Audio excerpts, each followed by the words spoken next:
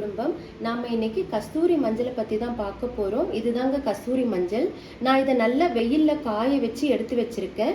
இது உங்களுக்கு நாட்டு மருந்து கடையில கிடைக்கும், நீங்க வாங்கிக்கலாம். இந்த அளவுக்கு இருந்தாதான் நல்லா பவுடர் ஆயிட்டு வரும் உங்களுக்கு.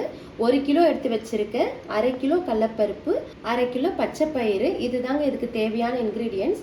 இது நல்லா காய வச்சதுனால நல்ல பவுடரா வரும். நான் அரைச்சிட்டு வந்துடுறேன். அதுக்கப்புறம் எப்படி உபயோகப்படுத்தலான்றதை நான் உங்களுக்கு சொல்றேன்.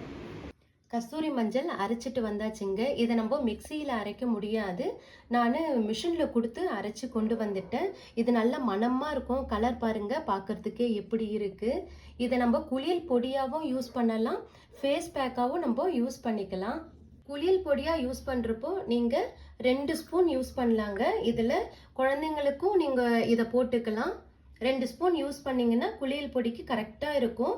குளிச்சுட்டு இதை நல்லா கை, கால், கழுத்து எல்லாம் தேய்ச்சி நீங்கள் குளிச்சுட்டு வரலாம். இல்லை ஃபேஸ் பேக்காக யூஸ் பண்ணிங்கன்னா இதை அப்ளை பண்ணிவிட்டு ஒரு 10 மினிட்ஸு இல்லைன்னா 20 மினிட்ஸு வச்சிருந்து நீங்கள் வாஷ் பண்ணலாம்.